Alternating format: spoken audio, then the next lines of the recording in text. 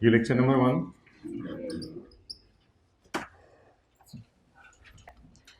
Page number 345 निकालें।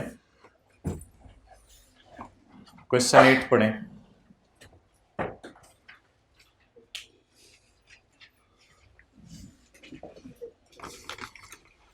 क्या हुआ?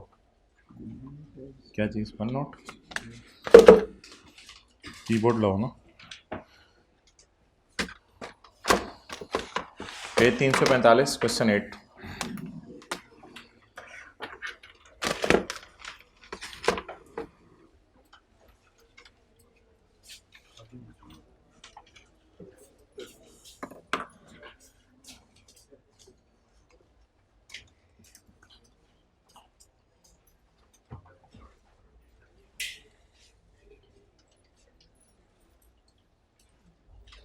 अच्छा, मुझे ये बताएं इसमें क्या लिख के आएंगे? 122 का 5 और 5 है। Good. Under what circumstances an assessment can be amended और an amended can be further amended. अच्छा, इसके कोई अलग से सर्कमस्टांसेस नहीं है। अगर आपने पहली दफ़ा काटना है तो भी करीब जाके काटने, दूसरी दफ़ा काटना है तो भी वही काटने का तरीका है। तो 122 का 5 ऑडिट और 122 का 5 है अगर आपने ऐसा काम किया जिससे हुकूमत के रेवेन्यू को। अच्छा, उधर आवाज़ नहीं आ रही।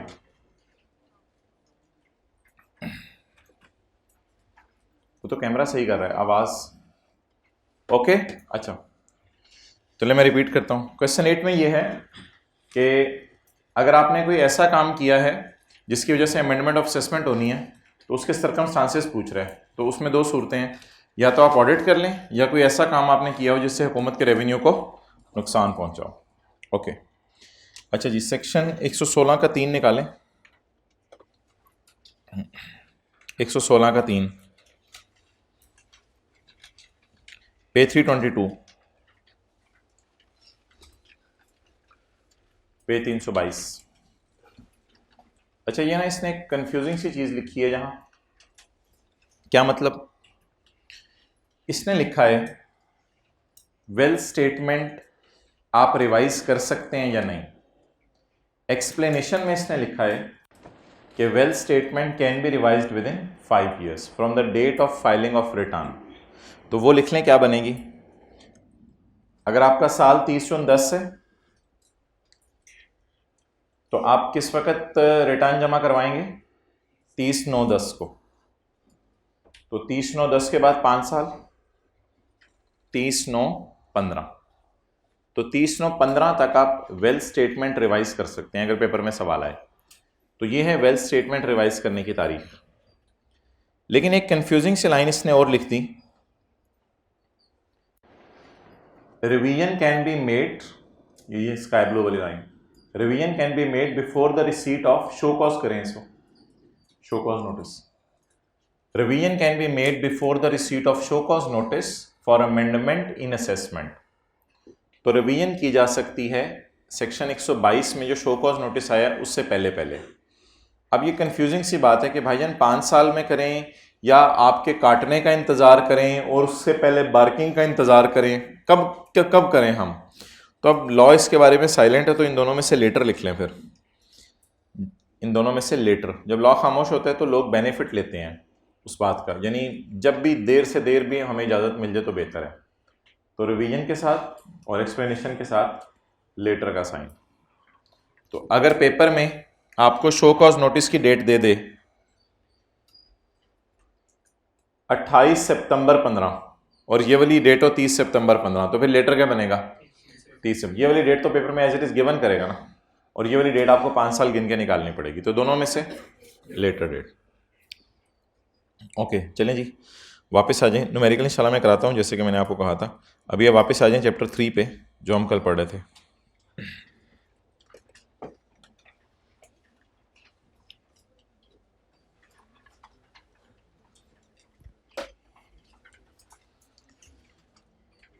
Page number 24।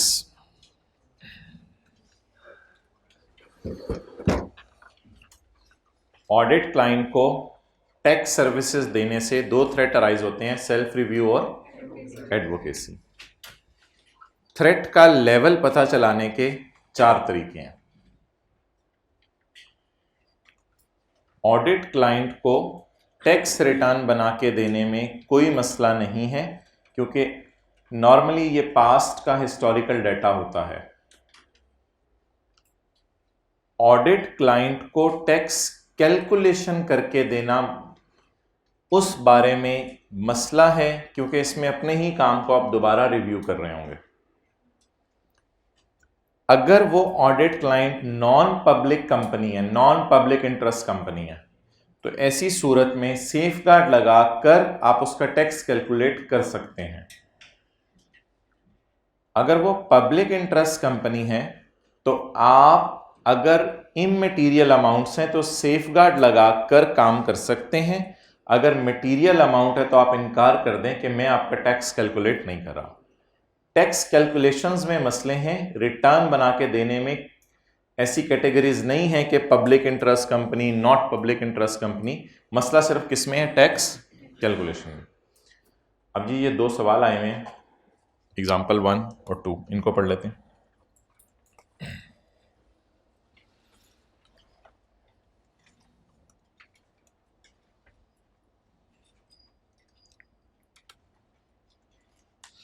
A Pakistani audit firm is faced with following situation.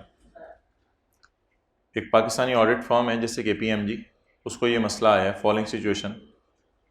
क्या हुआ?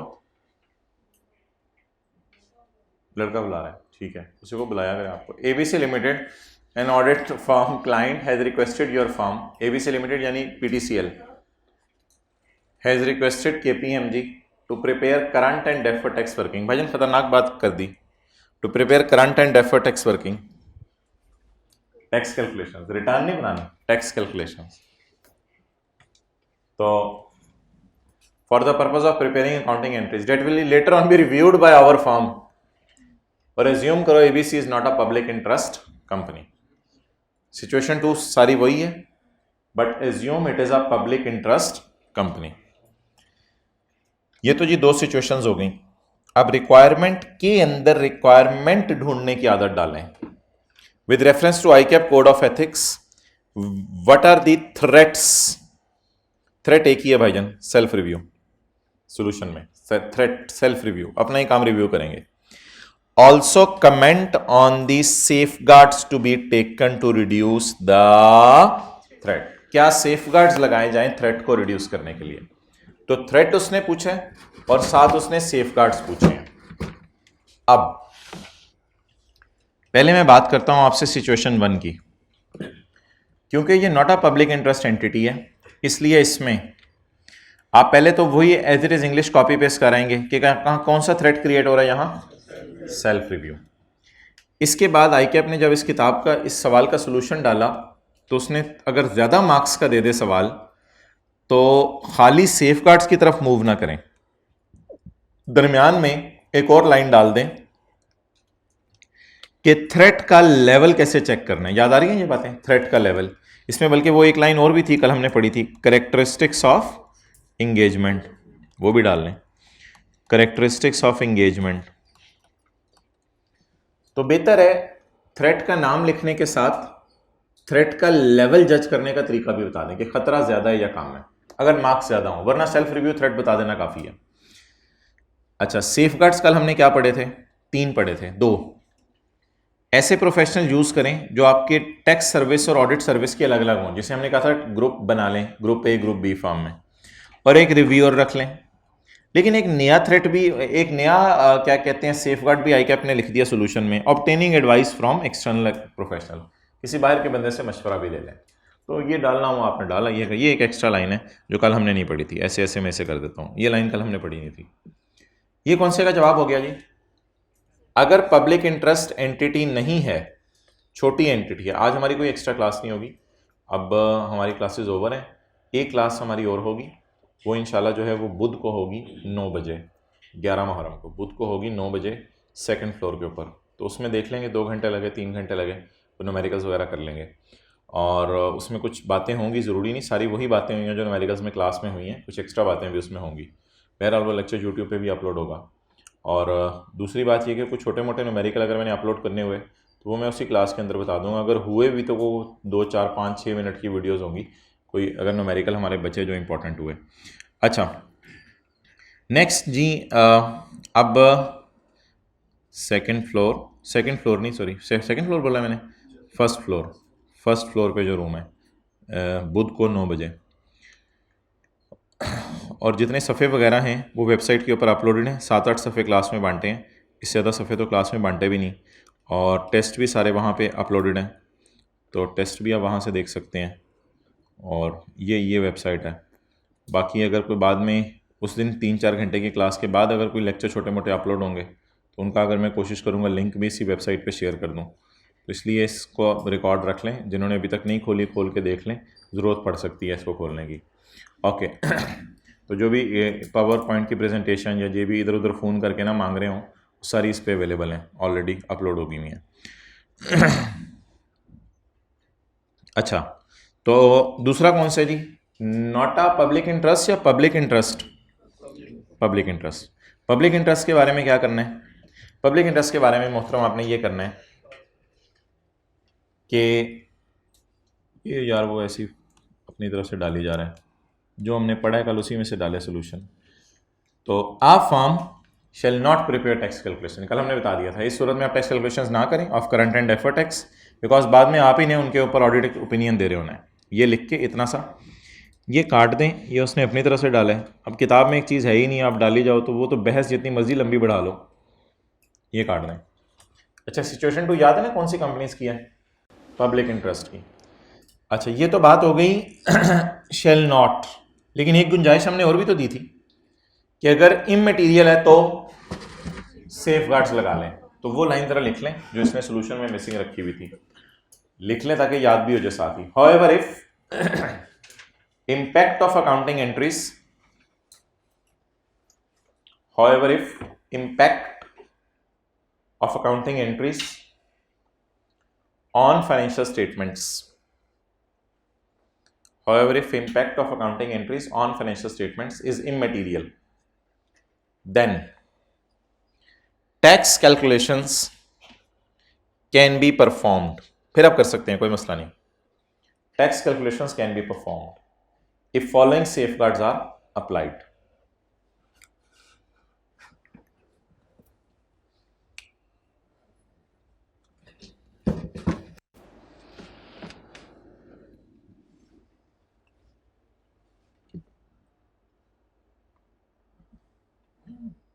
ओके तो ये वही सारा जो कल याद किया था एज इट इज़ इनमें आपने कॉपी पेस्ट करना है। और काफ़ी हाई चांस है कि इसमें से सवाल आ जाए। कोड ऑफ एथिक्स पिछली दफ़ा सिलेबस में आया है, लेकिन पिछली दफ़ा भी सवाल नहीं आया इसमें से, इस दफ़ा आने का चांस है। ओके अच्छा जी अगला पेज, ऑल टुगेदर एक न्यू क्वेश्चन आपके सामने में रखने लगा हूँ।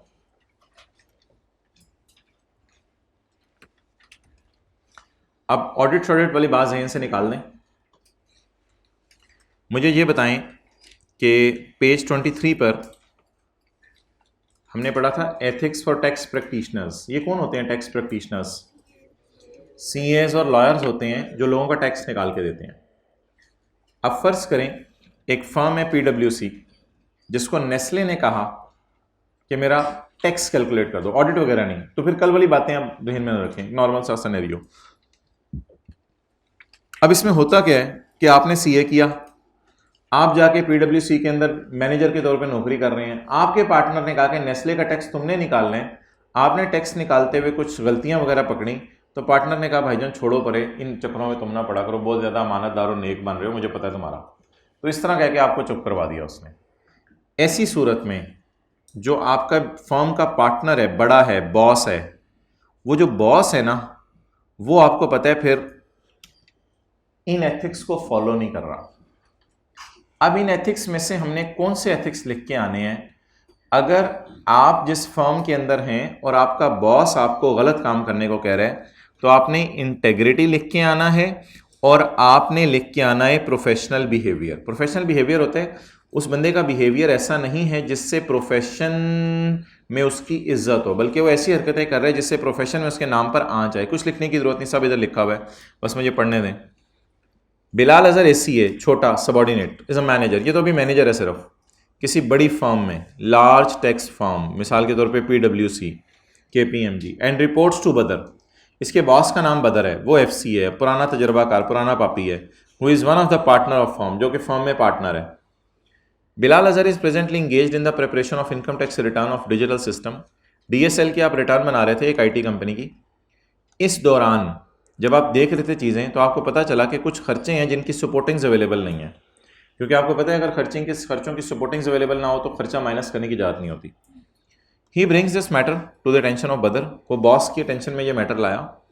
Who has responded him that since this is not an audit engagement, उसने कहा ये ऑडिट करने हम नहीं इधर आए भाईजान, तो ज़्यादा नेक ना बनो, ये हमारी जिम्मेदारी नहीं है। ब्रीफली डिस्कस हाउ बॉस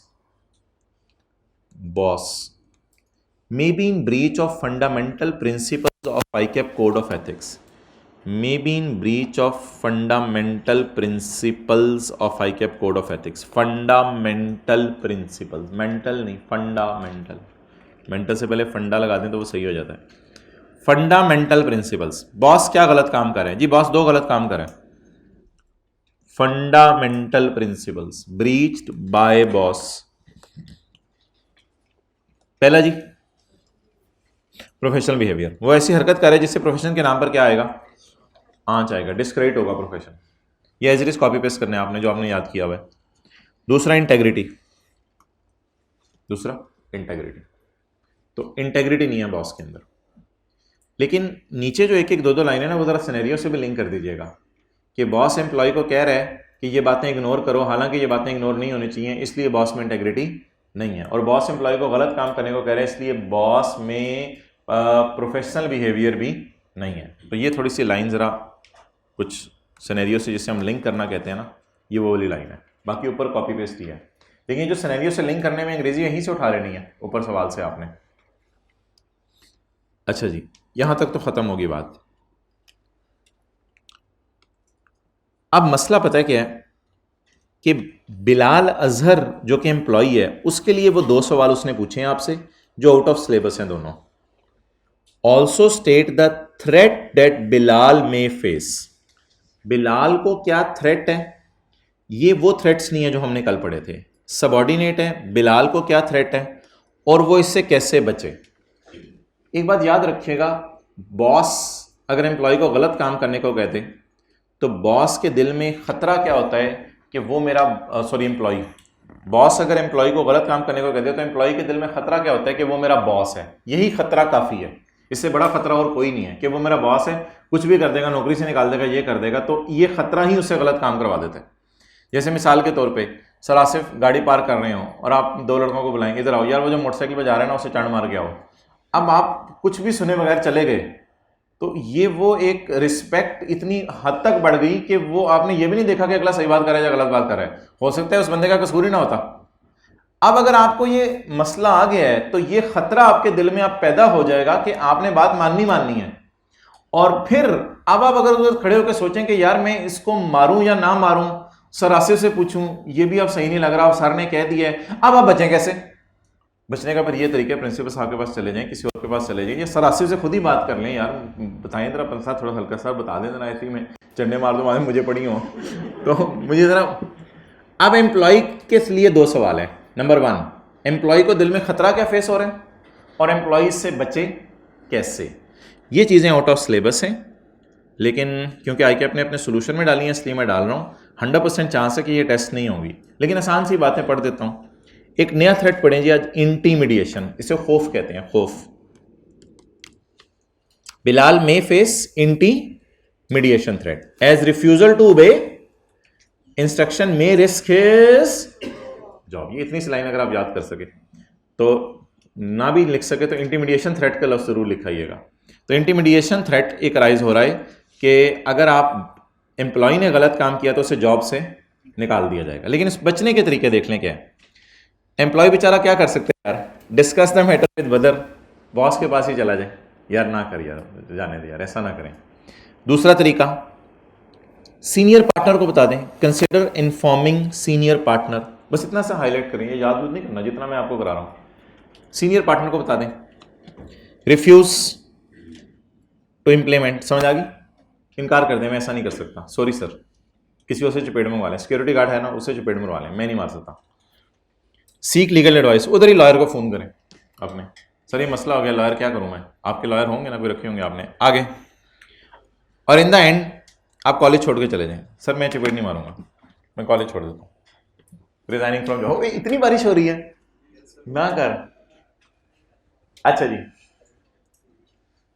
तो मेरे ख्याल से ये चीज़ें सिलेबस से बाहर हैं, दिन कम थे, वरना आई कैप को अगर कहते तो आई कैप ने मान लेना था कि ये चीज़ें सिलेबस से बाहर हैं, तो बहरहाल इनको चलें याद कर लीजिएगा। तो ये क्या सिनेरियो है जी, पेपर में एक सवाल आ सकता है आपको कि एक बॉस है, वो सीए फर्म चला रहे हैं और उसने एम्प्लॉय को गलत काम करने को कहा है, तो बॉस कौन से फंडामेंटल प्रिंसिपल वायलेट कर रहे हैं, ये बॉस के लिए सवाल आएगा। और ऑल्सो के आगे सवाल पढ़े, ऑल्सो स्टेट द खतरा जो बिलाल अजहर को है और उस खतरे से बचने का तरीका। रिस्पॉन्ड का क्या मतलब होता है, सेफ गार्ड, उस खतरे से बचने का तरीका। खतरे से बचने का तरीका ज़बानी याद कर लें, क्या क्या जी, डिस्कस कर लें बॉस से ही, या रिफ्यूज कर दें, या लीगल एडवाइस ले लें, या रिजाइन कर दें, या किसी सीनियर को बता दें, इनसे बचने का तरीका। ओके ठीक है जी, इट्स ओवर। पेज 451 पे आ जाएं, कौन से चैप्टर में है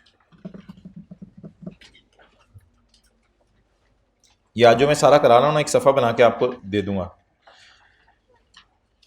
कौन से चैप्टर में है, 20 में, हाँ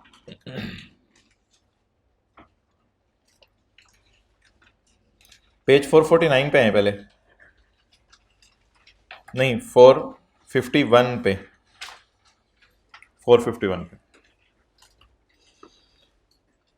किसी को याद है बेस्ट जजमेंट 5 साल में हो सकती है? कल एक 2 साल वाला सिनेरियो भी पढ़ा था, 122(2) और 122(4) तो याद है ना। फर्स्ट अमेंडमेंट 5 साल में और फर्दर 5 या 1 साल, विच एवर इज लेटर। उसके बाद डिस्प्यूटेड प्रॉपर्टी जो होती थी उसमें कोर्ट के ऑर्डर के 1 साल के अंदर, ये शायद भूला होगा क्योंकि काफ़ी दिन पहले पढ़ा था, ये शायद याद हो आपको, 124 परसों ही पढ़ा है। 124 के अंदर जो है वो 2 साल थे, 1 साल था सेटासाइड के केस में और 2 महीने थे डायरेक्ट रिलीफ के केस में। ये जो टाइम लिमिट्स है ना, ये हमने सिर्फ उठाई हैं असेसमेंट के चैप्टर से, 122, 123, 124, 125, ये हमने किस चैप्टर से उठाई हैं? सिर्फ असेसमेंट के चैप्टर वाली टाइम लिमिट्स कमिश्नर के लिए हैं। कमिश्नर ने कहा ना 5 साल में ये कर दो, 5 साल में ये कर दो, 5 साल में ये कर दो। रिटर्न्स के चैप्टर की टाइम लिमिट्स टैक्स पेयर के लिए हैं, 30 सितंबर तक रिटर्न जमा करा दो, कंपनी हो तो 31 दिसंबर तक रिटर्न जमा करवा दो। और अपील्स के चैप्टर की टाइम लिमिट्स दोनों के लिए हैं। किन दोनों के लिए वो मैं बताता हूँ। टैक्स पेयर ने इतने अरसे में अपील करनी है, कोर्ट ने इतने अरसे में फैसला सुनाना है, वो दोनों के लिए हैं। लेकिन ये जो असेसमेंट्स के चैप्टर की टाइम लिमिट्स हैं, ये कमिश्नर के ऊपर एक चेक है एफबीआर की तरफ से कि तुमने इतने अरसे में ये काम करना है। अगली बात, पेपर में एक सवाल आता है चैप्टर 15 में कि commissioner has issued a notice. अब वो नोटिस हमें पता नहीं चलता कि नोटिस कौन सा भेजा इसने, तो उसके लिए पेज 450 पे अगर मैं आऊं तो नोटिसेस जो हैं, नोटिसेस उस चैप्टर में जितने भी हैं वो हमने एक सफ़े पे लिख दिए हैं। मिसाल के तौर पे कभी कमिश्नर का नोटिस आ रहा होता है कि यार 12 महीने से कम की रिटर्न जमा करवाओ। इसमें ये नहीं बताया हुआ कितने दिनों में जमा करवाओ, ये नहीं बताया हुआ लॉ ने, लेकिन इसमें ये हमने ज़रूर पढ़ा था कि अगर आप 12 महीने से कम की रिटर्न जमा नहीं करवाते तो आपकी बेस्ट जजमेंट हो जाएगी, यानी 114 से डायरेक्ट छलांग मार के 121 की तरफ आपकी बेस्ट जजमेंट। याद है ना बेस्ट जजमेंट के सिनेरियो से। एक और भी नोटिस आता है, ये वाला नोटिस तो बड़े गिने चुने लोगों को पाकिस्तान में आता है जिन्होंने 12 महीने से कम की रिटर्न जमा, जो बेचारा मर गया या कुछ और हो गया। एक नोटिस पाकिस्तान में बहुत ज़्यादा आता है, ये हर बंदे, आम बंदे को आ सकते हैं, भाई आपकी रिटर्न नहीं आई, ये 12 महीने वाली रिटर्न है, notice to file a return, आपको हमने रिटर्न जमा कराने का कहा है। ये आपने पिछले 5 या 10 सालों की जमा करानी होती है, पिछले 5 या 10 सालों की जमा करानी होती है, और ये आपने जो है वो 30 दिन के अंदर जमा करानी होती है। ऐसा ही है, याद आ रहा है? ये दूसरा सफ़ा था, दूसरा पेज था रिटर्न्स के चैप्टर का। लेकिन अगर आप ये वाली रिटर्न भी जमा कराएं 30 दिन के अंदर अंदर, तो फिर कमिश्नर को क्या पावर अवेलेबल है कि कमिश्नर आपकी क्या कर दे, बेस्ट जजमेंट कर दे। ठीक है, इसके बाद एक नोटिस आता था वेल्थ स्टेटमेंट जमा करवाएं, अगर ये भी जमा ना करवाएं तो आपकी बेस्ट जजमेंट होगी। एक नोटिस आता था डिसकंटिन्यूड बिजनेस का, ये जमा ना कराएं तो कुछ नहीं लिखा हुआ आगे। एक नोटिस था वो जो हमने पढ़ा था, आपने रिटर्न जमा करवाई, आईडी कार्ड मिसिंग है, फला चीज मिसिंग है, फला चीज मिसिंग है, ये नोटिस रिटर्न जमा कराने के बाद आता है। ये नोटिस है रिटर्न जमा कराओ, ये नोटिस है रिटर्न तुम्हारी आ गई है, साथ तुम्हारी कुछ चीजें इनकम्प्लीट है। इसको आपने कैसे कंप्लाई करना होता था, इसको 180 दिनों के अंदर अंदर वो आपको भेज देता था, और अगर आप कंप्लाई करते थे तो रिटर्न आपकी इनवैलिड समझी जाती थी, अगर नहीं कंप्लाई करते थे, अगर कंप्लाई करते थे तो वैलिड समझी जाती। तो इसमें 120 के अंदर से 120 के अंदर ही रहे हैं, हमने किसी और सेक्शन में जाम नहीं मारी। एक नोटिस और आपके घर आता है जिसे शो कॉज नोटिस कहते हैं, 122 वाला, वो भी लिख लें। Commissioner issued show cause notice for amendment of assessment. Commissioner issued show cause notice for amendment of assessment.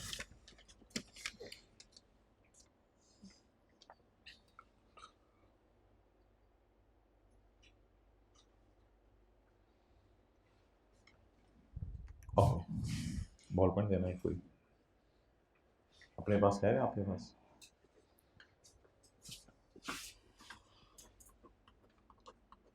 अच्छा, अब मैं सैंपल बेस पर आपके सब्र का 5 मिनट और इम्तिहान लेने लगा हूं। चैप्टर 15 में जाके जरा देख लेते हैं किस सवाल में नोटिस का लफ्ज लिखा हुआ है, फिर हम लॉसेस का न्यूमेरिकल शुरू करते हैं। चैप्टर 15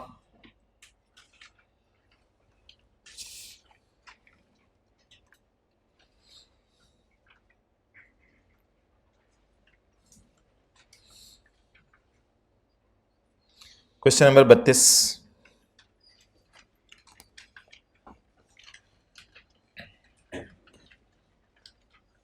असल में पेपर में लफ्ज आता है कमिश्नर इशूड नोटिस, आप साथ वाले का मुंह देख रहे होते हैं, ये कौन सा नोटिस है? Specify the circumstances under which commissioner has power to issue a notice. इतनी सी बात से पता नहीं चला? To demand a return of less than 12 months. आप पता चल गया कौन सा वाला notice? Okay,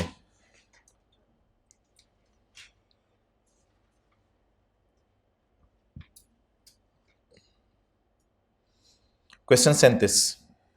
Rubina received a show cause notice.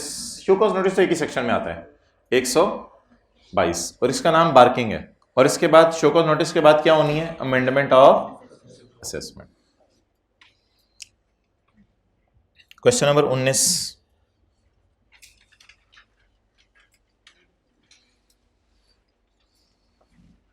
ढूंढे। Zubaida is operating a business, she filed her complete return, commissioner serve the show cause notice. तो वादे पता चल गया शो कॉज नोटिस। इसके बाद क्या होनी है? Amendment of assessment. जी, इसके बाद 15, ये असल नोटिस है जो आप बताएंगे मुझे। समी हैज रिसीव्ड अ नोटिस। अब ऊपर लिख दिया नोटिस, नीचे पूछ रहे बताओ ये नोटिस सही है या नहीं। अब हमें पता ही नहीं चलेगा नोटिस कौन सा, तो कैसे बताएंगे सही है या नहीं? ये जरा नोटिस पाए कौन सा है। Sami has received a notice from commissioner to file a return. जाए जाए जाए, देख लें देख लें देख लें, इस सफा यूज करना सीखें। बताइए कौन सा नोटिस है? It is a notice to file a return. अब पिछले 5 या 10 सालों की मांगी जा सकती है, और आपने कितने दिनों में जमा करवानी है? 30। तो ये जरा जो सिनेरियोज है ना, ये आपको पता होने चाहिए। 3-4 ही नोटिस है मोटे मोटे। तो जब सवाल है commissioner has issued a notice, तो you must see this page, कौन सा नोटिस इसने पूछ लिया, फिर अगली कहानी उसी से आ गया। ये दोनों नोटिस मेरे ख्याल से रिटर्न मांगने के हैं, ये वेल्थ स्टेटमेंट मांगने का नोटिस है, और ये नोटिस है कि रिटर्न जमा करा गए आप, लेकिन उसमें क्या है? डेफिशिएंसी।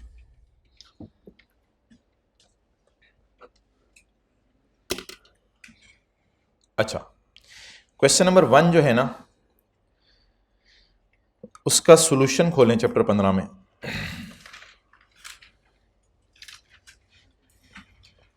क्वेश्चन पढ़ने की जरूरत नहीं है।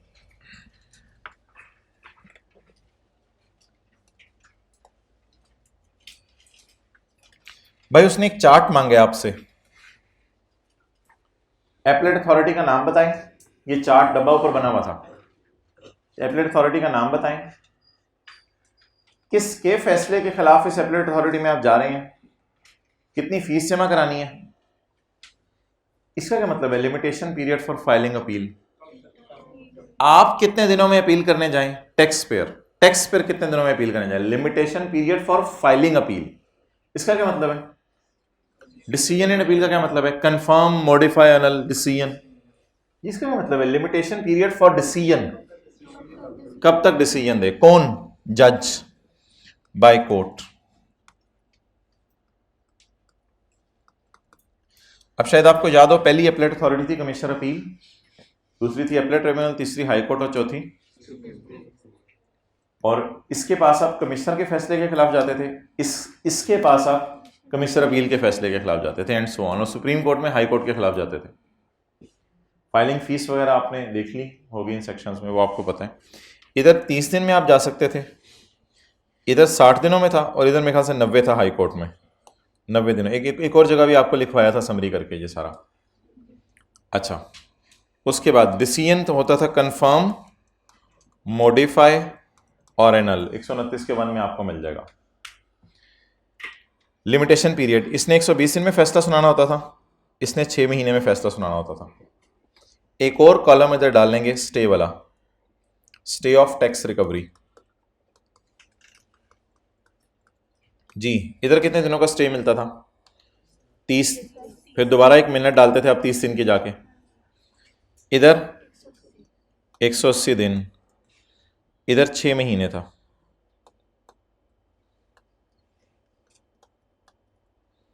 स्टे ऑफ रिकवरी,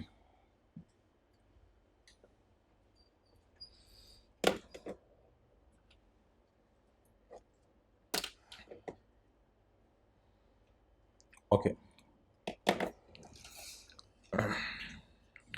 अच्छा यार, चैप्टर करने के बाद ना, जब आप चैप्टर एक रिवाइज कर लिया करेंगे तो आपने फिर इस सफ़े पे ज़रूर आया करना है। रिटर्न ऑफ इनकम आपको पढ़ के जहन में आ रहा है कि रिटर्न किस किस ने जमा करानी है, रिटर्न रिवाइज हो सकती है नहीं, किन्होंने रिटर्न नहीं जमा करानी, विडो और वो वाले जो थे, वेल स्टेटमेंट किसने जमा करवानी है। इन सफ़ों को आप ऐसे भी यूज़ कर सकते हैं कि एक दफ़ा आपने जब रिवीजन कर ली तो आपने लिख लिया वेल स्टेटमेंट कौन कौन जमा करवाएगा, कौन कौन की जगह हु, जो वो पेपर में लफ्ज़ आना है हु, और रिवीजन अगर आपने करनी है तो टाइम लिमिट कितनी है और इसमें पर्टिकुलर्स क्या होंगे। तो इस तरह भी आप इन सफ़ों को यूज़ कर सकते हैं घर में।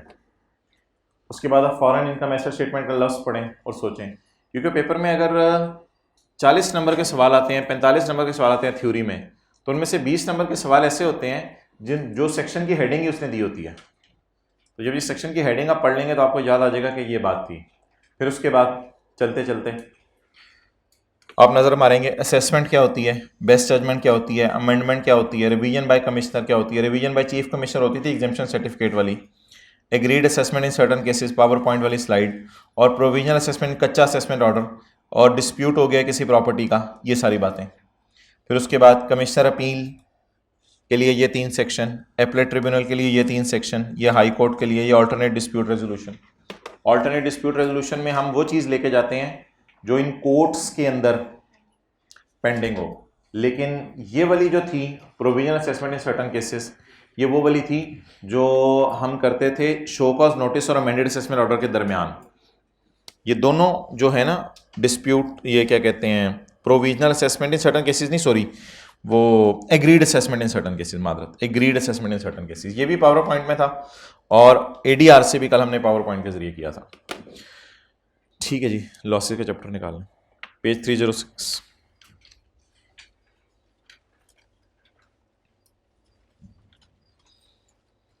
लॉसेस का न्यूमेरिकल क्वेश्चन 16।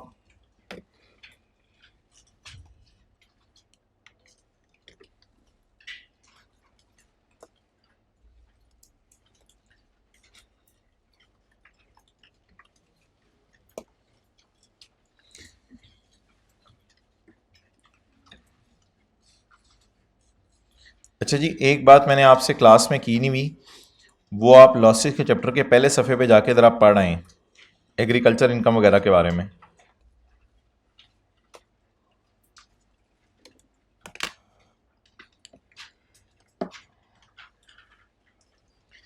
इन बातों से आप एग्री करते हैं कि डिविडेंड में से कोई लॉसेस माइनस नहीं हो सकते, क्योंकि उसका अपना ही रेट है ना 15%। क्या आप इस बात से भी एग्री करते हैं कि एग्रीकल्चर इनकम के प्रॉफिट में से कोई लॉस माइनस नहीं हो सकता, क्योंकि वो तो इनकम ही अलग कैटेगरी की है। कौन सी इनकम है वो? एग्जेम्प्ट। क्या आप इस बात से भी एग्री करते हैं कि जो सेपरेट ब्लॉक की इनकम्स हैं such as gain on securities वगैरह, इनके भी अपने ही रूल हैं और इन पे भी नॉर्मल रिजीम वाले रूल नहीं लगेंगे? तो ये नॉर्मल रिजीम वाले रूल किन पे लगने थे? वो आपको मैंने 12 हेड्स बता दिए थे, उन पे लगने थे। ये तीनों चीजें मेरे ख्याल से उन 12 हेड्स से बाहर हैं। अब अगर ये आपको मेरी बात समझ आई है या नहीं आई, ये मैं न्यूमेरिकल जो कराने लगा हूं उसमें देख लेते हैं। लेकिन मैं ये चाह रहा हूं सिक्योरिटीज के लॉसेस के रूल भी आपको रिवाइज करा दूं। गेन ऑन सिक्योरिटीज, सिक्योरिटीज के लॉसेस के रूल आपको खोलने की जरूरत नहीं, आपको याद आ जाएगा। सिक्योरिटीज के लॉसेस के रूल ये थे कि अगर सिक्योरिटी में इस साल लॉस आए ना तो किसी और सिक्योरिटी में से माइनस कर लें, और अगर लॉस माइनस ना हो सके तो इसको कैरी फॉरवर्ड कर लें अगले 3 साल तक। पहले कोशिश करें इसी साल सिक्योरिटी के लॉस से माइनस करने की, प्रॉफिट से माइनस करने की। अगर ना हो सके तो अगले 3 साल कैरी फॉरवर्ड कर लें। छोटा सा न्यूमेरिकल भी हमने किया था इसके नीचे।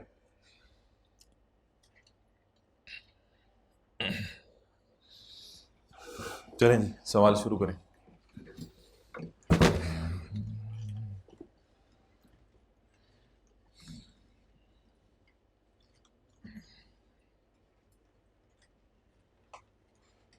भाई ये हाइलाइटर से आप लिख रहे हो, ले लो बॉल पॉइंट वापस, ये लो, वो वाला मुझे दे दो। Question 16 page 306।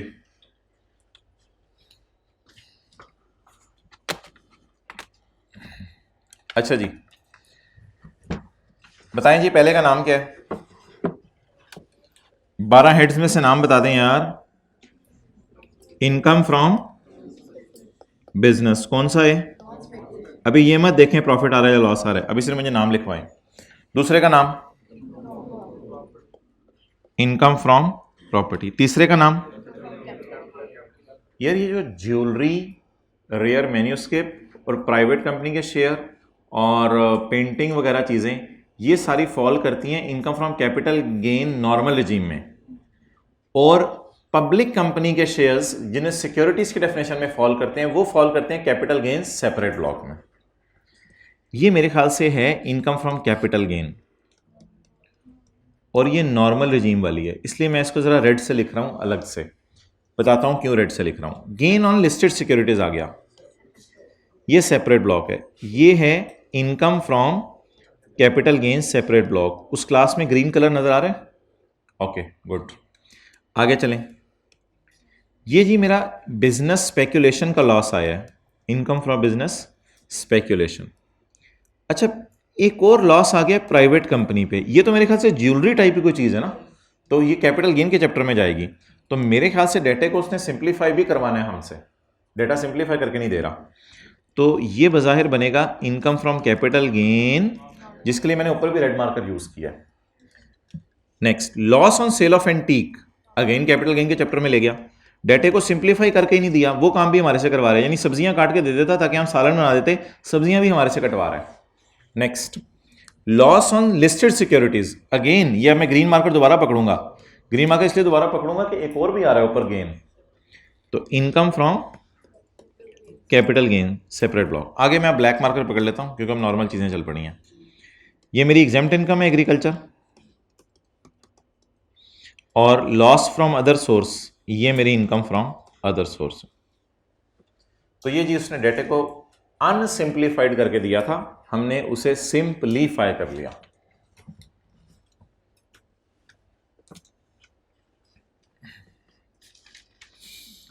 ओके, सवाल की रिक्वायरमेंट डिस्कस है, लेकिन हम डिस्कस कर नहीं सकते जब तक कि इसको सिंप्लीफाई ना कर लें डेटे को।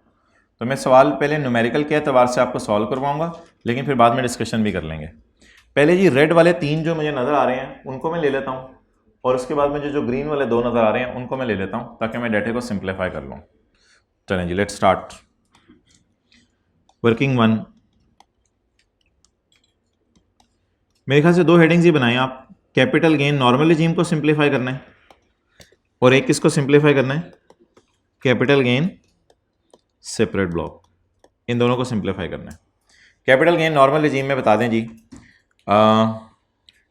2.5 का गेन किस में आया है, ज्वेलरी में। अच्छा, इसमें रूल्स ये थे कि प्राइवेट कंपनी के गेन इनकम है और लॉस एक्सपेंस है, यानी डिडक्शन अलाउ है, और ज्वेलरी का गेन इनकम है पेंटिंग का, लेकिन इनका लॉस माइनस करने की जात नहीं। ये कैपिटल गेन के चैप्टर नहीं सिखा दिया था, ये लॉस के चैप्टर ने नहीं सिखाया था जी। पहला कौन सा है, ज्वेलरी, कितना गेन है 2.5। दूसरा लॉस किसके, प्राइवेट कंपनी के शेयर्स का, कितना 3.6। अगला लॉस किसके, एंटीक का। एंटीक का लॉस लिख के हम आगे डैश डाल देंगे क्योंकि ये लॉस माइनस करने की इजाजत। ओवरऑल कैपिटल गेन के हेड में लॉस कितना आ गया 1 point, it is the simplification of data. और सिक्योरिटीज में एक में गेन आ रहा है कितना, इधर से नजर मार लेता हूं मैं, ये वाला है ना लॉस है और ये वाला क्या है गेन है, उधर चाती मार है ना 4 और 6, तो गेन कितना आ रहा है और loss, the loss on security can be minus against the profit of security, however if the loss is not minus it can be carried forward to 3 years। कितना हो गया 2। जल्दी करें नोट।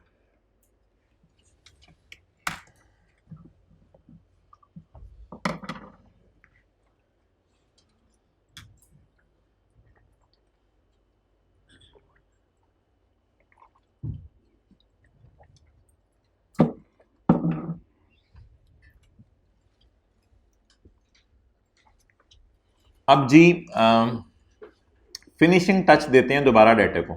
डेटा अपने लिए दोबारा मैं लिखने लगा हूं, लेकिन अब उसमें करूंगा ये कि नॉर्मल वाली चीज़ों को मैं ऊपर रखूंगा और सेपरेट ब्लॉक, एग्जेम्प्ट इनकम और डिविडेंड को डेटा की तरह नीचे फेंक दूंगा ताकि मैं डेटा उठाते हुए नॉर्मल वाली चीज़ों पे नॉर्मल रूल लगा सकूं। Working 3, still I am not solving the question.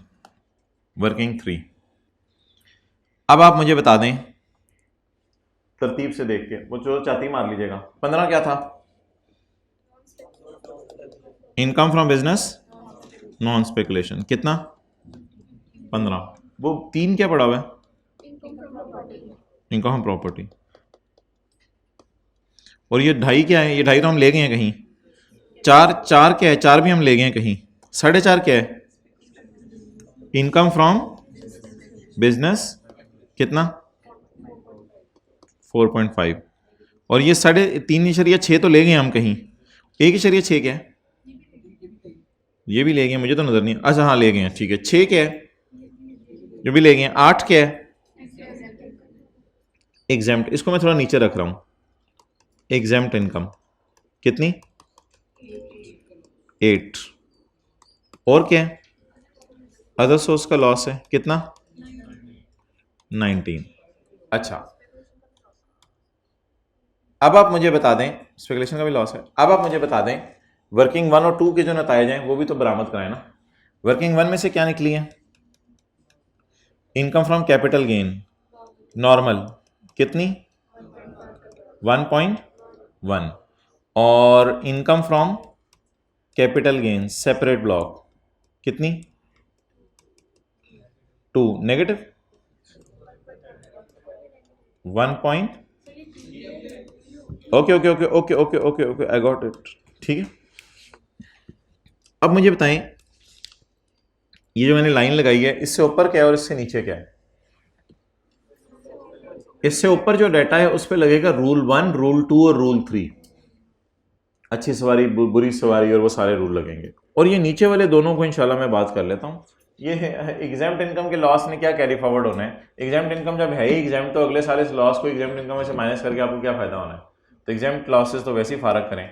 और पीछे क्या रह गया, कैपिटल गेन सेपरेट ब्लॉक का लॉस। इसके तो अपने रूल है 3 साल वाले, इसके तो 6 साल वाले रूल हैं ही नहीं, तो इसलिए इन दोनों को मैंने नीचे रखा है और बाकी डेटे को ऊपर रखा है। अब बाकी डेटे के साथ आप मुझे लिखवा दें अगर कुछ लिखवाना चाहते हैं। बिजनेस में प्रॉफिट आया, ये अच्छी बस है। और 3 रुपया अच्छी बस, बुरी सवारी, अच्छी सवारी, और ये बुरी सवारी।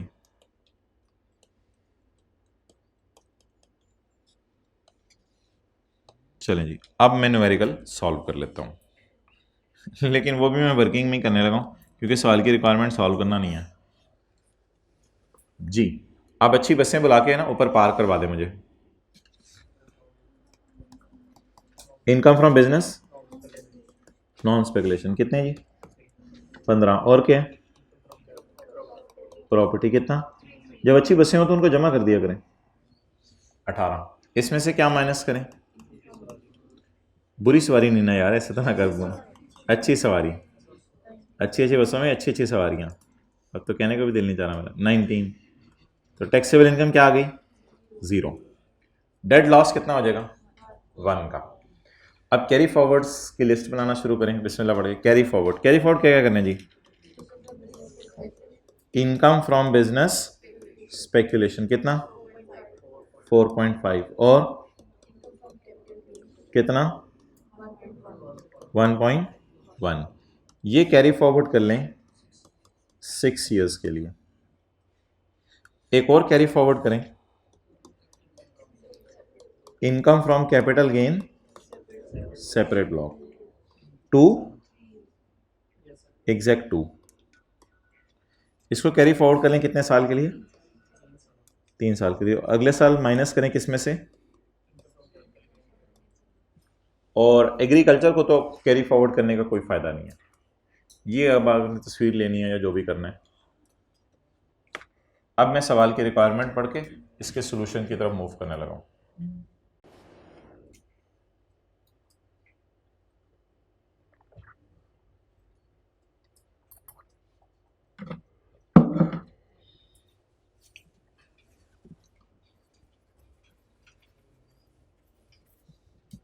ओके,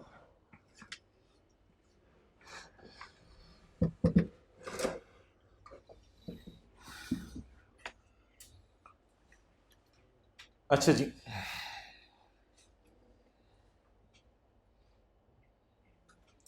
सवाल की जो रिक्वायरमेंट है वो प्रॉफिट्स के बारे में कुछ नहीं पूछ रही। सवाल की जो रिक्वायरमेंट है वो लॉसेस के बारे में पूछ रही है। वो लॉसेस के बारे में पूछ रही है। Discuss how the losses, profits के बारे में नहीं पूछ रही। Can be set of. दूसरा सवाल, also discuss losses that can be carried forward. तो सॉल्यूशन के अंदर 3 कॉलम बने हुए हैं। पहले कॉलम में लिखा हुआ है 4.5, 3.6, 1.6, 6, 8 और 19, ये लिखा हुआ है। और अगला कॉलम डला हुआ है सेट ऑफ। इन तीनों के सेट ऑफ डिस्कस, सबके सेट ऑफ डिस्कस होंगे, तीनों के नहीं सबके। और अगला कॉलम बना हुआ है कैरी फॉरवर्ड, इन सबके कैरी फॉरवर्ड डिस्कस होंगे। तो अब हम ऐसा करते हैं कि हम 4.5 से शुरू करते हैं। ये थोड़ा सा मैंने आपके सामने शो भी किया हुआ है। 4.5 जरा मुझे बता दें ये क्या है? Income from business speculation. Income from business speculation के बारे में जो हम पेपर में लिख के आएंगे सेट ऑफ के बारे में, वो ये बुरी सवारी का लफ्ज पढ़कर कुछ लिख के आएंगे। तो सेट ऑफ के बारे में लिखेंगे। हमने जो फिक्रा याद किया हुआ है सेक्शन 56 में कि loss under the head income from business speculation shell not B set of in the current year against any other head. इतनी सी बात लिख के आएंगे। ये बात किसकी हो गई? सेट ऑफ की। ये 4.5 है मेरा, ये इसके बारे में लिखाएंगे, फुल स्टॉप। फिर अगले कॉलम में या अगली हेडिंग डाल के कैरी फॉरवर्ड की, फिर हम ये लिख के आएंगे the loss under the head income from business speculation shall be carried forward to the 6 next tax years. ये बात हमने कर ली 4.5 के बारे में जी। 3.6 क्या है? कैपिटल गेन कौन सा वाला है? नहीं, कौन सी चीज क्या है? प्राइवेट कंपनी के शेयर्स। 3.6 के बारे में हम लिख के आएंगे 3.6 loss on private company shares can be adjusted against the gain of jewellery in the current year. ये तो सेट ऑफ टाइप चीज होगी, शायद ये लॉसेस के चैप्टर में नहीं पड़ी थी, ये तो कैपिटल गेन के चैप्टर का ही कॉन्सेप्ट है, ठीक है। ये तो सेट ऑफ टाइप कोई बात हो गई, full stop. The loss which is not been minus shall be carried forward for 6 next tax years against the income from capital gain। तो सेट ऑफ की भी बात हो गई 3.6 के बारे में, और 3.6 ने फिर एक हिस्से को तोड़ दिया था, 1.1 बचा हुआ, इसके बारे में भी मैंने आपसे डिस्कशन कर ली। अच्छा, 1.6 क्या सेट ऑफ भी बताने, 1.6 का कैरी फॉरवर्ड भी बताने। 1.6 क्या है? Sale of antique. चलें जी, सेल ऑफ एंटीक। एंटीक के ऊपर आ गया लॉस, तो ये तो लॉसेस के चैप्टर की कोई लाइन लिखने की जरूरत नहीं है, कैपिटल गेन के चैप्टर की लाइन लिखाते हैं 1.6 के बारे में। मेरे ख्याल से ये वर्किंग्स हेल्प आउट कर देंगे लिखने के बारे में। अगर ये वर्किंग्स आप ना करते और फिर आप सोल्यूशन करते तो मेरे ख्याल से आधे से ज़्यादा आपका सोल्यूशन सही हो जाना था, लेकिन पूरा नहीं होना था सही। लेकिन अगर आपने ये वर्किंग्स कर ली हैं, अब शायद सोल्यूशन आपका 100% सही हो जाए, क्योंकि सब कुछ नज़र आ रहा है सामने। 1.6 तो लॉस ऑन एंटीक के बारे में जो कैपिटल गेन के चैप्टर में लाइन याद की हुई है वो थी no loss shall be recognised, ये लफ्ज़ लिखा हुआ था, no loss shall be recognised on the disposal of antique. ये सेट ऑफ वाली कैटेगरी में बात लिख दी, और फिर कैरी फॉरवर्ड में there is no concept of carry forward. अब जब लॉस माइनस ही नहीं हो सकता एंटीक का बाय डिफॉल्ट, तो ये कैपिटल गेन का बन के 6 साल कैरी फॉरवर्ड नहीं होगा, तो इसलिए ये वहीं पे डेड हो गया। तो बल्कि ये बात डेड हमने कैपिटल गेन के चैप्टर में ही शायद पढ़ ली थी, ये लॉसेस के चैप्टर में बात नहीं पड़ी। तो ये किसकी बात हो गई जी? 1.6 की। आगे चलें जी, ये क्या है? 6। अच्छा, ये वाला है, ये 6। तो इसमें वो जो अभी सेक्शन 37 का मैंने आपको 5 पढ़ाया है, वो वाली इंग्लिश लिख के आएंगे।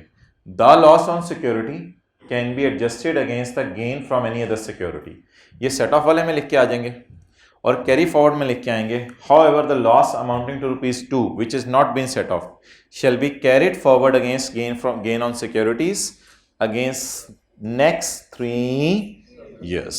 तो ये बात हम जो है वो किसके बारे में लिख के आ जाएंगे, बोलें? लिस्टेड सिक्योरिटीज के बारे में। ये वाला 6, जिसका बचा हुआ टूटा हुआ हिस्सा ये 2 है। आगे 8 क्या है? Agriculture income. तो there is no concept of set off and carry forward, बस दोनों जगह ये लिखाएंगे, या there is no concept of set off, there is no concept of carry forward of exempt loss. इसको तो ना सेट ऑफ करने की जरूरत है ना कैरी फॉरवर्ड। पीछे क्या बच गया? 19 के बारे में अगर आपने जनरल बात लिखनी है ना, तो वो अदर सोर्स का लॉस आपको पता है अच्छी सवारी है इस साल की हद तक, लेकिन अगर माइनस ना हो सके तो फिर अगले साल कैरी फॉरवर्ड। तो अगर आपने अदर सोर्स के बारे में एक जनरल बात लिखनी है तो वो ये बनेगी कि loss under the head income from other source can be set off against any other head in the current year except salary. और कैरी फॉरवर्ड के बारे में however a loss which is not set off shall not be carried forward, dead हो जाता है, other source का loss dead हो जाता है, इसलिए हमने कैरी फॉरवर्ड नहीं किया। लेकिन अगर आप ज्यादा चाह रहे हैं कि मैं इस सवाल से सामने रख के चलूं, तो आईकैप ने भी इसी तरह किया हुआ है, तो फिर उसमें आप ये लिखाइएगा the loss under the head income from other source amounting to ₹19 shall be set off against income from business and income from property of 18। ICAP ने यहां तक लिखा हुआ है सोल्यूशन में, तो shall be set off against 18 however the loss of 1 shall not be carried forward। वो carry forward में लाइन लिख आएंगे।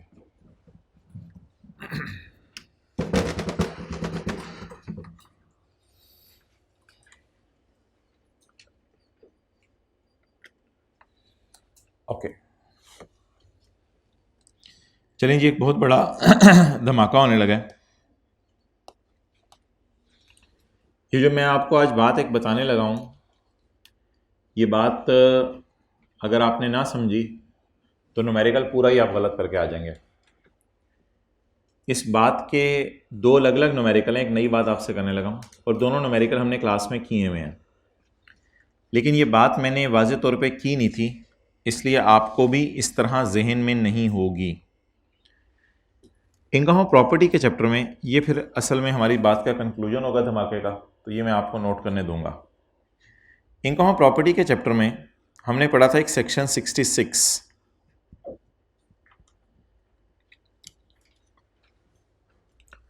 उसमें हमने पढ़ा था कि where any property is owned by 2 और more persons and their shares are definite and ascertainable, ये हमने पेज 215 पे पढ़ा था।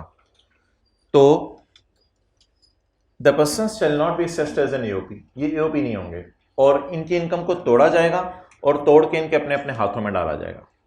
इसका फायदा क्या होता था? इसका फायदा ये होता था कि एग्जाम्पल 1 हमने जो नीचे की थी उसमें इन दोनों ने मिलके, ए और बी ने मिलके प्रॉपर्टी किराए पे चढ़ाई थी और 3 मिलियन कमाया था। 3 मिलियन में से रिपेयर अलाउंस माइनस किया था, फिर जब रिपेयर अलाउंस माइनस करके 24 लाख बचा तो 24 लाख पे जाके अगर टैक्स लगाते तो कोई हाई सीरियल लगता। हमने और ज़्यादा इनको रिलैक्स कर दिया, 24 लाख को भी तोड़ के 2 हिस्से किए और 2 दफ़ा अलग अलग टेबल में गए। अब 14 लाख किसी बड़े छोटे सीरियल में गिरा होगा, 9 लाख तो वैसे ही 10% बेचारा टैक्स लगा सिर्फ। इस कैलकुलेशन से इनको फायदा हो गया, इस कैलकुलेशन से इनको फायदा हो गया। ये कैलकुलेशन ना सिर्फ हमने इस एग्जाम्पल में की थी बल्कि ये कैलकुलेशन हमने क्वेश्चन नंबर 5 में भी की थी, जहां बशीर और जमील जॉइंटली ओन कर रहे थे हाउस को। और इसमें भी अगर हम जाके देखें सोल्यूशन में बशीर और जमील वाले में, तो इसमें भी आपको ये बशीर और जमील की इनकम अलग अलग लिखती हुई नजर आ रही होगी, हालांकि ये एओपी हैं, पार्टनर हैं। तो असूल ये है कि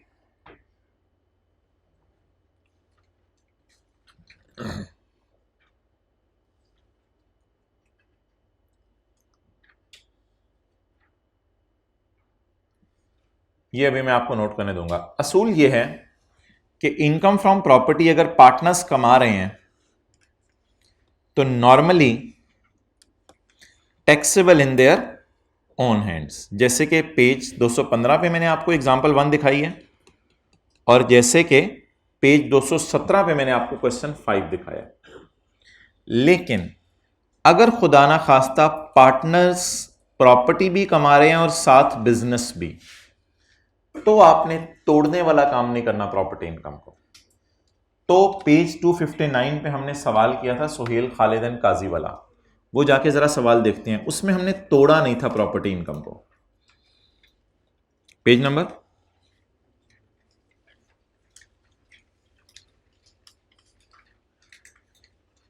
260।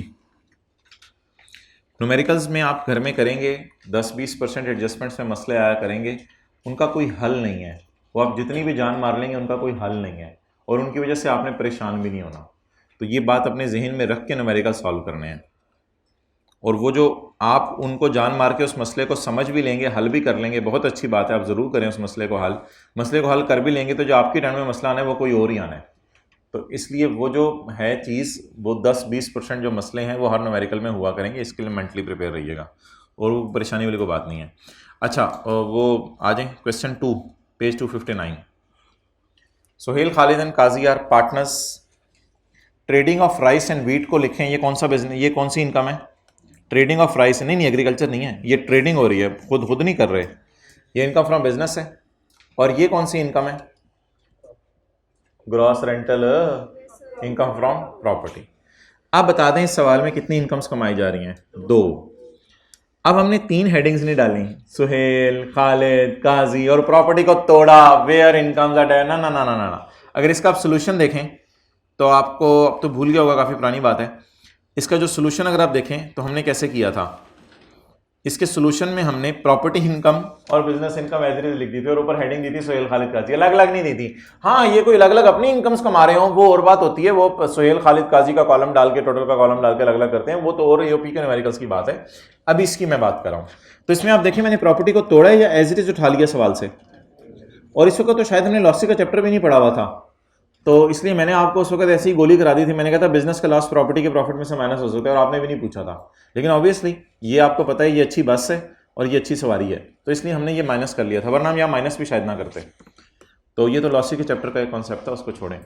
तो ये जी हमने सवाल किया था, इसमें हमने एओपी के टुकड़े क्यों नहीं किया? क्योंकि एओपी साथ क्या कमा रही है? Income from business. अब असूल क्या बना? असूल क्या बना? असूल ये बना, कैमरा इधर लाओ, असूल ये बना कि ये 2 भाई हैं, खड़े हो जाए, ये 2 हैं भाई, समराज सगे भाई नहीं, इन दोनों ने कोई घर किराए पे लिया और कोई घर खरीदा और खरीद के उसको किराए पे चढ़ा दिया। अब जब इनकी इनकम निकलने लगेगी तो मैं इनको दूर दूर कर दूंगा, क्योंकि ये अपने अपने हाथों में खुद टैक्स पे करेंगे। They will not be considered as AOP, अपना न्यूमेरिकल खुद सॉल्व करेंगे। लेकिन आप दोनों खड़े हो जाए, ये दो हजरात जो है इन्होंने घर भी किराए पे चढ़ाया है और साथ एक जनरल स्टोर भी चला रहे हैं, यानी बिजनेस भी अपना कर रहे हैं। इन दोनों को एओपी समझा जाएगा। सर से सर मिला जूं इन दोनों को क्या समझा जाएगा? एओपी। तो अगर एओपी बिजनेस इनकम की मिलावट कर दे अपने अंदर, तो फिर ऐसी सूरत में क्योंकि बिजनेस को तोड़ने की इजाजत नहीं है, तो फिर प्रॉपर्टी को भी मत तोड़ें और बिजनेस और प्रॉपर्टी को जमा करके एक ही न्यूमेरिकल सॉल्व कर दें। ऊपर हेडिंग क्या दें? सिर्फ सुहेल, खालिद एंड काजी। और इसका न्यूमेरिकल किसका सॉल्व करें? एओपी वाला। चलें नोट कर लें। If partners earning both business and income from property, page 259, तो ट्रीट एज एओपी या taxable in their own hands? Treat as AOP.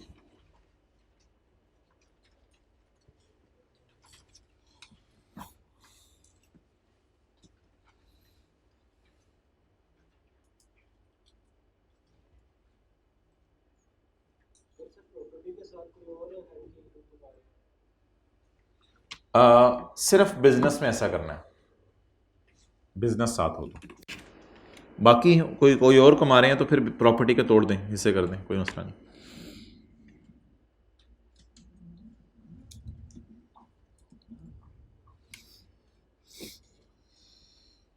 Okay,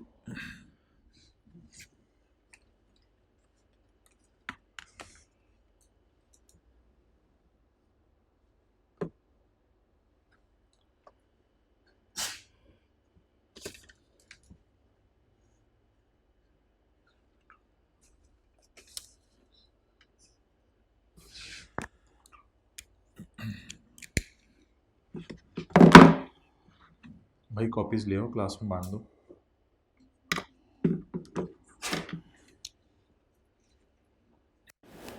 अच्छा जी, ठीक है, बस अब गप्पे शप्पे मारते हैं।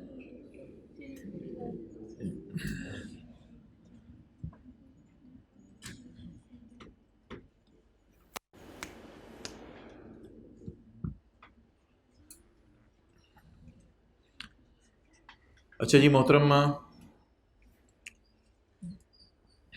पेपर कुछ इस तरह का आता है, ऊपर आई कैप लिखा होता है तो ये सुननी है बातें सारी। आई कैप लिखा होगा, बीए नहीं लिखा होगा, बीकॉम नहीं लिखा होगा। Answer all 8 questions, answer in काला ऑनली। लाल का जो नशा चढ़ा हुआ है आजकल, आपको लाल नहीं काला ऑनली। टैक्स रेट्स कहते हैं मैंने आपको दे दिए हैं, वो आप बूटी बना के जो लाए हो ना, अब जाके उसको बाथरूम में फेंक आओ तो वो मैंने आपको दे दिए हैं। टैक्स रेट रहने दो। ये नुमान वाला सवाल है जो चैप्टर पता नहीं कौन सा था, अभी ठहर जाओ अब्दुल्ला। ये नुमान वाला सवाल है जो हमने एंड पे किया था, चैप्टर 19 का सबसे आखिरी वाला सवाल था ये। इसके बाद ये वो जो वेल्थ स्टेटमेंट आई थी, ये उसका सवाल है। वेल्थ स्टेटमेंट में कमेंट करना था हमने। ये भी वो लॉसेस वाला जो सवाल है वो हमने किया। और फिर नॉर्मल से स्पेशल टैक्स ईयर पे जाना, हलवा मार्क्स। मेथड ऑफ अकाउंटिंग, हलवा मार्क्स। एरर्स है मेरी रिटर्न में, मैं उसको रिवाइज़ करना चाहता हूँ, तो रिवीजन के लिए बता दें क्या कंडीशंस हैं। ये दूसरा सफ़ा था चैप्टर 15 का, जहाँ से आपने ये लिख के आना था।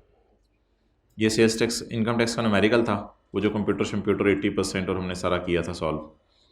और इसके बाद जो है वो ये एक एओपी का न्यूमेरिकल है, सेल्स टैक्स की थ्योरी का सवाल है, और इसके बाद ये सेल्स टैक्स का न्यूमेरिकल है, ये जो हमने पिछली क्लास में किया है, मशीन ए मशीन बी वाला।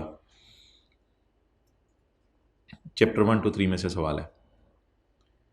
टेबल उसने आपको 1 नहीं दिया, 1 दिया, 1 2 नहीं दिया उसने, क्योंकि कोई ऐसा सैलरीड केस बन ही नहीं रहा होगा, सबकी सैलरी कम बन रही होगी, तो इस वजह से उसने दूसरा टेबल दिया नहीं। लेकिन अगर खुदा ना खास्ता आपको पेपर में वो वाला सिनेरियो बन जाए तो अब वो टेबल ढूंढेंगे नहीं, मजबूरन यही टेबल लगाइएगा, क्योंकि टैक्स क्रेडिट्स आगे निकालने हैं, उसके मार्क्स तो लेंगे ना, तो इसलिए मजबूरन ये टेबल लगाइएगा।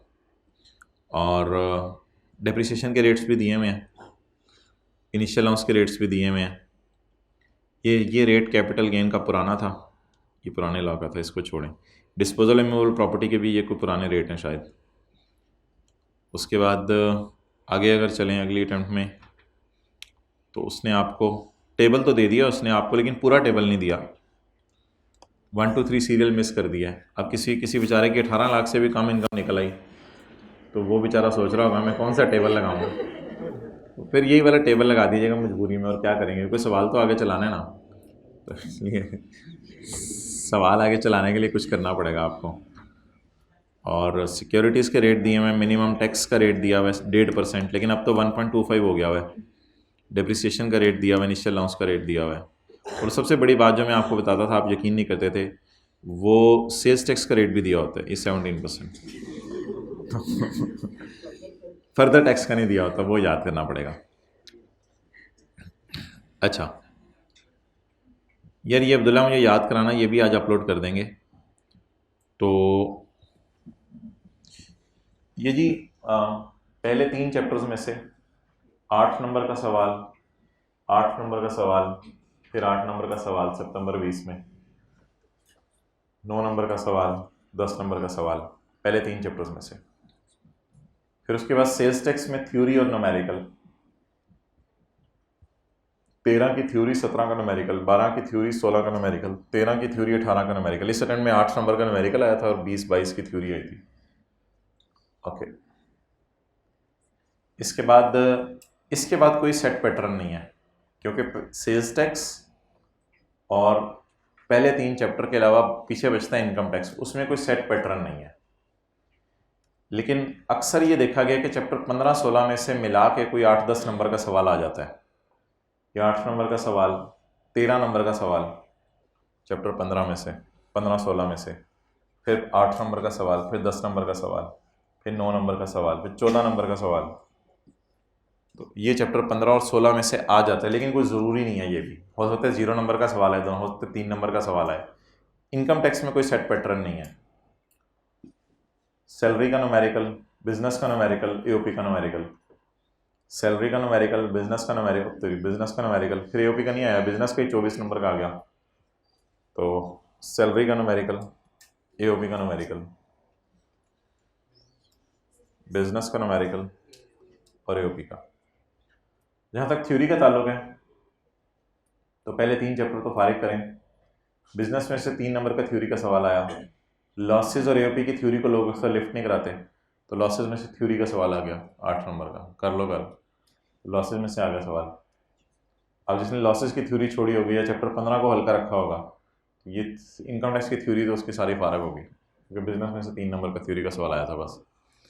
और उसके बाद ये ज़रा अच्छा पेपर था, इसमें जगह जगह डेफिनेशंस में से 3 नंबर, टैक्स रेट्स में से 3 नंबर, सैलरी में से 2 नंबर, बिजनेस में से 8 नंबर की थ्योरी, एग्जेम्पशंस में से 4 नंबर की थ्योरी, और फिर 9-10 नंबर की थ्योरी। तो काफ़ी 53 मार्क्स की थ्योरी टेस्ट हुई थी। अच्छा जी, उसके बाद बेसिक कॉन्सेप्ट चैप्टर 4 में से 6 नंबर की थ्योरी, इनकम फ्रॉम बिजनेस में से 8 नंबर की थ्योरी, और रिटर्न असेसमेंट में से 8 नंबर की थ्योरी। फिर ये 5 नंबर की थ्योरी चैप्टर 4 में से, 4 नंबर की सैलरी के चैप्टर में से, 6 नंबर की बिजनेस के चैप्टर में से, 4 नंबर की कैपिटल गेन के चैप्टर में से, 2 नंबर की अदर सोर्स के चैप्टर में से, और 10 नंबर की रिटर्न असेसमेंट ऑफ फीस। तो there is no set pattern regarding this. अच्छा जी, examiner comments. The overall performance in this session, कोई भी होगा, पता नहीं कौन सा था ये। तो क्वेश्चन नंबर 1 में इतने % बच्चे पास हुए, 2 में इतने, 3 में इतने, 4 में इतने। 3 क्या है और कौन सा, पता नहीं कौन सा। 4, in order to compute losses on sale of motor vehicle disallowed and normal depreciation on new. Business का जो न्यूमेरिकल 24 नंबर का आया था, हैं वैसे अजीब सी बात है। अच्छा, the overall performance in this session has improved, 46% result आए बच्चों का। The under performance in question फलां फलां फलां may be attributed to selective study. Sir ये छोड़ दें, सर ये थ्योरी याद करनी है, सर मेरी प्रैक्टिस नहीं है। तो ठीक है, वो कह रहे हैं आ जाओ फिर। ऑल एग्जामिनीज आर एडवाइस, कहते हैं मेरा कोई पता नहीं, मैं मर जाऊँ, मैं जाते जाते एक मशवरा दे दूँ, पूरा सिलेबस तैयार किया करो। जो छोड़नी होती है ना चीज़ें, ये कम से कम सर से पूछ के ना छोड़ा करो। And must do reasonable practice. Reasonable अन्नी प्रैक्टिस कहते हैं, मैं नहीं कह रहा, रीजनेबल प्रैक्टिस कर लो बिफोर अपियरिंग, पेपर में आने से पहले, ये ना बाद में कर रहे हो। अच्छा, time was wasted on computing tax liability, जो रिक्वायर्ड नहीं थी, खाली टैक्सेबल इनकम मांगी हुई थी। कहते वो जो नशा टैक्स लाइबिलिटी निकालने का था वो पूरा किया बच्चों ने अपना। टैक्स लाइबिलिटी कहते मैंने मांगी नहीं हुई थी। ये जो अभी भी मैंने सवाल कराया है, कहते सिक्योरिटीज़ के लॉस को 6 साल कैरी फॉरवर्ड करा रहे हैं, पता नहीं क्या करके आए हैं, और अदर सोर्स के लॉस को भी अन्य वहाँ कैरी फॉरवर्ड करा रहे हैं।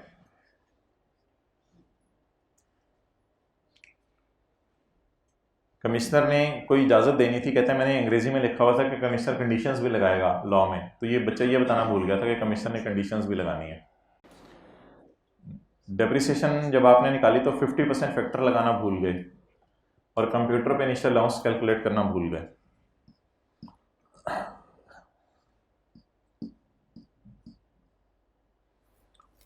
It was observed that examiners struggled in answering the question which required discussions under the tax laws.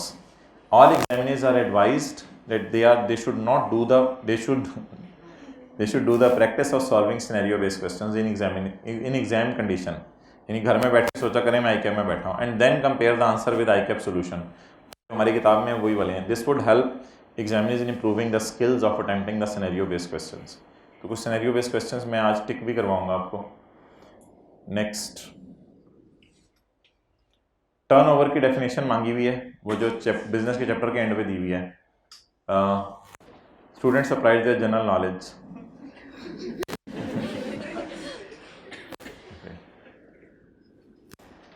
बीवी को तलाक हो गई थी, वो इनकम उन्होंने बताया नहीं कि अदर सोर्स में डाल के माफ़ करनी है, तो अदर सोर्स में डाल के उसको माफ़ करना था इनकम को. अच्छा, इसके बाद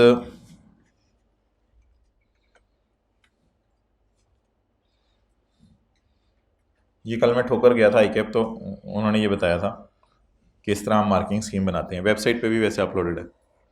टैक्सेबल इनकम के 3 मार्क्स, टैक्स लाइबिलिटी बाकिर के 1 मार्क्स, टैक्स लाइबिलिटी उम्र के 3 मार्क्स. अच्छा, ये इनपुट को लिख लें, कहते हैं सेल्स टैक्स क्रेडिट, क्योंकि ये माइनस होता है, और आउटपुट का नाम है लिखें सेल्स टैक्स डेबिट. ये नाम कोई ज़रूरी नहीं था, उसने वैसे ही बताया था आउटपुट के इतने मार्क्स हैं. मैं तो वैसे ही आपको एक नाम बता रहा था, एक चीज़ पे नज़र पड़ी, मैंने कहा आपको बता दूँ. इनपुट को कहते हैं सेल्स टैक्स क्रेडिट और आउटपुट को कहते हैं sales tax debit.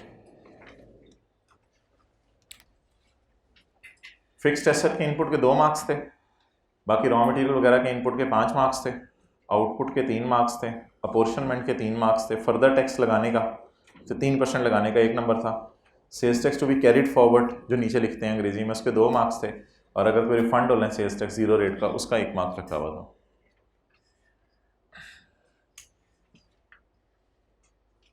Business income के 9 मार्क्स थे, कैपिटल गेन इनकम का 1 नंबर था, अदर सोर्स का 1.5 नंबर था. सेपरेट ब्लॉक को माइनस करना, ऐड करके लेस करना, लेस करने के भी अलग से मार्क्स थे. एक डिडक्टेबल अलाउंस का मार्क्स था, टैक्स निकालने का मार्क्स था, टैक्स क्रेडिट का मार्क्स था, और वो जो एंड पे हम टैक्सेस माइनस करते हैं जो हुकूमत ने काट लिए होते हैं, उनके 2 मार्क्स रखे हुए थे इसमें. ओके, फिर कुछ आंसर स्क्रिप्ट थे, वो अभी डाउनलोड नहीं हो पाए, मैं आपको इंशाल्लाह वो फिर बाद में बता दूंगा. तो आंसर स्क्रिप्ट्स में आप देखें ये बच्चे का कैसे पेपर शुरू कर रहे हैं. बस चलो जी, सवाल और इनकम फ्रॉम बिजनेस, कौन सा बंदा है, कौन सा ईयर है, क्या चल रहा है, क्या कहानी है, वो बताए बगैर ही चलो जी शुरू करने. बाकी वैसे इसने अच्छा किया, हेड्स ऑफ इनकम लिखे हैं, टोटल इनकम निकाल लिया है, टैक्स निकाला है, टैक्स उधर निकाल दिया, टैक्स लाइबिलिटी का लफ्ज़ इधर लिख दिया, चलें खैर है. कैरी फॉरवर्ड, ये वैसे इसने अच्छा किया, बस ऊपर नाम शाम बताना जो है वो भूल गया है. फिर उसने प्रॉपर वर्किंग किया इनकम फ्रॉम बिजनेस की, PBT से चल गए, और ऐसे भी हैं बच्चे. ओके, सफ़े बांटो यार.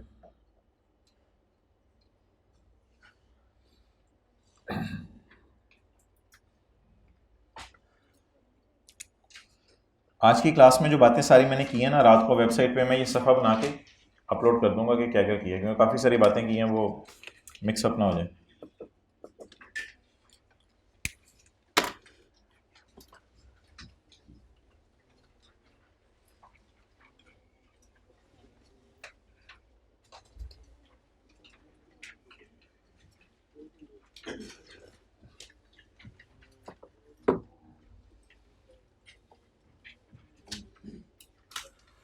अच्छा, ये जो मैंने आपको भी एक पेज बांटे हैं, ये मैं आज के लेक्चर के साथ अपलोड कर रहा हूँ, लेकिन ये जो पेजेस हैं ये अगेन सिलेक्टिव स्टडी की तरफ आपको ले जाएंगे फिर, तो इसलिए मैं तो कहता हूँ इनको लिफ्ट ज़्यादा ना ही कराएं। बहरहाल जो इनसे फ़ायदा जो उठा सकते हैं वो ज़रूर उठा लें। वो फ़ायदा क्या आप उठा सकते हैं? वो ये फ़ायदा उठा सकते हैं कि जैसे चैप्टर 4 आपने किया, या मिसाल के तौर पे चलें चैप्टर 15 आपने किया, अब चैप्टर 15 में एक तो है साथ साथ पास पेपर करते रहे, वो तो आपको पता चल रहा होगा ये सेक्शन था इसका, ये पास पेपर है। एक है चैप्टर 15 के एंड पे एक दफ़ा नज़र मार ली कि मुझे पता है रिटर्न इनकम्प्लीट होने पर किसको रिटर्न इनकम्प्लीट कहते हैं, मुझे पता है सर्कमस्टांसेस अमेंड करने के असेसमेंट, क्या मुझे पता है किन लोगों ने रिटर्न जमा करानी है, क्या मुझे पता है किन लोगों ने 12 महीने से कम की रिटर्न जमा करानी है। ये वही सारे सवाल हैं जो हमने क्लास में किए हुए हैं, लेकिन एक अलग से लिस्ट देने का मकसद ये है कि सवाल पढ़ के अगर आप यानी कि चैप्टर तैयार करके अगर आप यहाँ पे नज़र मार लेंगे सवालों पे, तो आपको ज़रा आइडिया हो जाएगा कि किस, और ये इसका सोल्यूशन है किताब में 17 का बी 17 का सी, हमारी किताब में इसका कहाँ पे सोल्यूशन अवेलेबल है। ये सारे सवाल वही हैं जो हमने क्लासेस में किए हैं, ये नहीं कि सर ने आखिरी क्लास में 105 सवाल दे दिए थे वो हमने खुद करने थे जाके, ये वही हैं जो हमने किए हैं क्लासों में। तो इससे ज़रा ओवरऑल पता चल जाएगा, आइडेंटिफाई द सर्कमस्टांसेस और पता नहीं क्या क्या। तो ये वो चीज़ें हैं, एक दफ़ा ऑडिट के लिए सिलेक्ट कर लिया, दोबारा किया जा सकता है, नहीं किया जा सकता। फिर सेल्स टैक्स के सवाल हैं। अच्छा, फिर इसके बाद ये सिनेरियो बेस्ड क्वेश्चन है हर चैप्टर के, लेकिन ये तो एक कंप्लीट लिस्ट दी हुई है, तो आपको इसमें सारे करने की ज़रूरत नहीं है, क्लासेस में हमने कर लिए हैं। हर चैप्टर के आखिरी 2-2 3-3 यानी 40 45 40 का क्वेश्चन और सोल्यूशन देख लीजिएगा, 28 और 24 का क्वेश्चन और सोल्यूशन देख लीजिएगा कि सिनेरियो बेस्ड सवाल होता कैसे है और उसको सॉल्व कैसे करते हैं। ये तो पूरी लिस्ट बनी है ना, आखिरी 2-2 3-3 एक दफ़ा देख लीजिएगा ताकि ज़रा पता चल जाए सोल्यूशन कैसे उसका करना है। पहले लॉ की प्रोविजन लिखनी है और फिर सिनेरियो से लिंक करना है। ये जो न्यूमेरिकल्स हैं इन सबको ज़रूर आपने एक दफ़ा देखना है। ये हर कैटेगरी ऑफ न्यूमेरिकल कवर कर रहा है, क्योंकि न्यूमेरिकल्स की डिफरेंट कैटेगरीज हैं, तो हर टाइप के न्यूमेरिकल ये कवर कर रहा है।